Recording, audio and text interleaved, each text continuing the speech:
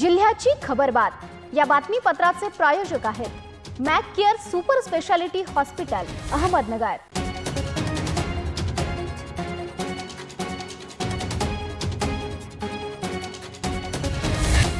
प्रेक्षकांनो नमस्कार, मी विरजला न्यूज 24 सह्याद्रीमध्ये तुमचं स्वागत। तर पाहूयात अहिल्यानगर जिल्ह्यातील महत्त्वपूर्ण बातम्यांचा आढावा जिल्ह्याची खबरबातमध्ये।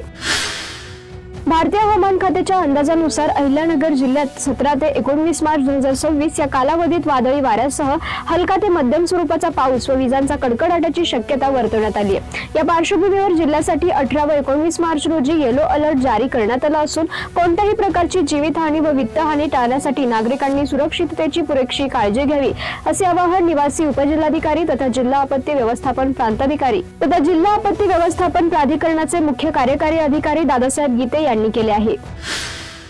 जिल्ह्यातील जामखेडमध्ये पैलवान सागर मोहोळकर वर गोळीबाराची घटना घडली होती। गोळीबार झालेला पैलवान सागर मोहोळकर याचा रुग्णालयात उपचारादरम्यान मृत्यू झाल्याचे समोर आले। गेल्या 13 दिवसांपासून सागर मोहोळकर हा मृत्यूशी झुंज देत होता। अहिल्यानगरच्या जामखेडमध्ये पैलवान सागर मोहोळकर याच्यावर गोळीबार झाल्याची घटना 9 मार्च रोजी घडली होती। त्याच्या तोंडातही गोळी लागल्याची माहिती होती। त्याच्यावर जवळून गोळीबार करण्यात आला होता व त्याच्या शरीरात 6 गोळ्या लागल्या होत्या।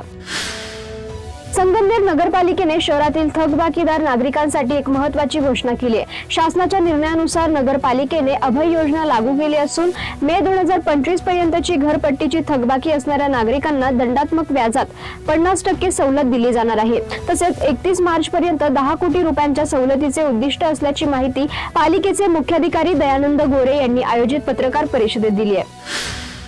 अहिल्यानगर जिल्ह्यातील पारनेर तालुक्यातील ढवळपुरी गाव मंगळवारी एका संतापजनक घटनेच्या निषेधार्थ पूर्णपणे बंद राहिले। श्री दुर्गादेवी वारकरी शिक्षण संस्थेचे अध्यक्ष यशवंत एकनाथ थोरात उर्फ अण्णासाहेब गुंजाळ यांनी एका 17 वर्षीय अल्पवयीन मुलीवर गेल्या 5 वर्षांपासून अमानुष अत्याचार केल्याचं समोर आल्याने संपूर्ण जिल्हा हादरला आहे। या नराधम महाराजाने पीडितेचे केवळ लैंगिक शोषणच केले नाही तर तिला गरम लोखंडी पकडने चटके देऊन तिचा शारीरिक आणि मानसिक छळही केलाय। या क्रूर कृत्यामुळे संतापलेल्या ग्रामस्थांनी मंगळवारी सकाळी ग्रामपंचायत समोर एकत्र येत आरोपीच्या पुतळ्याचे दहन केले आणि घोषणाबाजीने परिसर यावेळी दणाणून सोडला। अहिल्यानगर जिल्ह्यात चक्क 29 गावांमध्ये दूषित पाणी पुरवठा होत असल्याचं समोर आले। या गावातील ग्रामपंचायतींना जिल्हा परिषदेच्या आरोग्य विभागाने नोटिसा पाठवल्यात।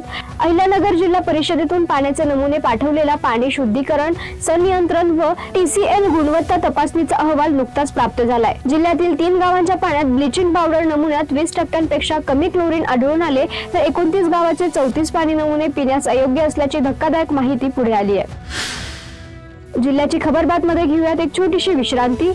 रोखोक पत्रकारिता, निर्भीड बाणा आणि कणखर भूमिका, महाराष्ट्राचा सखा, सत्याचा पाठीराखा, शब्दांचं सामर्थ्य, विश्वसनीयतेची उंची, न्यूज 24 सह्याद्री। विश्रांतीनंतर तुमचं पुन्हा एकदा स्वागत। पाहूयात पुढील बातम्या। खर्डा येथे आयोजित छत्रपती शिवाजी महाराज महाराजस्व समाधान शिबिराच्या फ्लेक्स निमंत्रण पत्रिका आणि सोशल मीडियावरील जाहिरातींमध्ये अधिकाऱ्यांचे नाव छापण्यात आली, मात्र आमदार रोहित पवार आणि खासदार निलेश लंके यांचा नामोल्लेख नसल्याने वाद निर्माण झालाय। प्रोटोकॉल कोणी मोडला आणि अधिकाऱ्यांवर कोणाचा दबाव होता असा सवाल करत राष्ट्रवादी काँग्रेस पार्टीचे तालुका अध्यक्ष विजयसिंह गोलेकर यांनी प्रशासनावर हल्लाबोल केलाय। 200 ते 250 लोकवस्ती असलेल्या हिंगणी येथील पारधी वस्तीला गेल्या 15 वर्षांपासून रस्ताच नव्हता।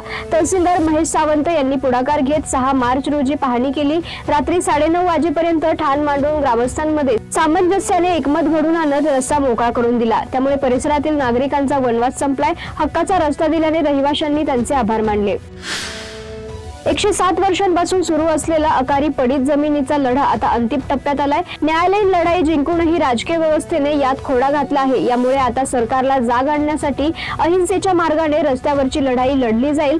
जोपर्यंत आमचा हक्काची जमीन आम्हाला परत मिळत नाही तोपर्यंत उपसलेले हे हत्यार मॅन होणार नाही असा निर्धार शेतकरी संघटनेचे राज्य उपाध्यक्ष ॲडव्होकेट अजित काळे यांनी व्यक्त केला। यावेळी 9 गावातील अकाली पडीत शेतकरी कुटुंबांसह मोठ्या संख्येने नागरिक उपस्थित होते। या प्रश्नी सरकारचे लक्ष वेधण्यासाठी शुक्रवारी श्रीरामपूर येथील महात्मा गांधी पुतळ्यासमोर अकाली पडीत शेतकरी सहकुटुंब आत्मक्लेश आंदोलन करणार असल्याची घोषणाही यावेळी त्यांनी केली आहे। ज्या हातांनी कायद्याचे रक्षण करायचे त्याच हातांनी एका निवृत्त पोलीस निरीक्षकाने माणुसकीला काळीमा फासल्याचा संतापजनक प्रकार राहता तालुक्यातील दहेगाव कोऱ्हाळे येथे घडला आहे. किरकोळ शेणखताच्या वादातून एका वृद्ध शेतकऱ्याला आणि त्याच्या मुलाला भर रस्त्यात बेदम मारहाण करत जीवे मारण्याची धमकी दिल्याचा धक्कादायक प्रकार समोर आलाय. या घटनेमुळे परिसरात दहशतीचे वातावरण पसरले आहे. मिळालेल्या माहितीनुसार दहेगाव येथील रहिवासी भाऊसाहेब चांगदेव डांगे यांच्या हक्काच्या जागेतील शेणखत काढून घेण्याच्या कारणावरून हा वाद उफाळलाय.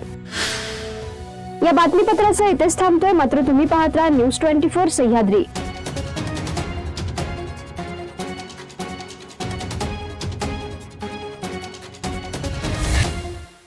जिल्ह्याची खबरबात या बातमीपत्राचे प्रायोजक होते Mac care super speciality hospital, Ahmednagar.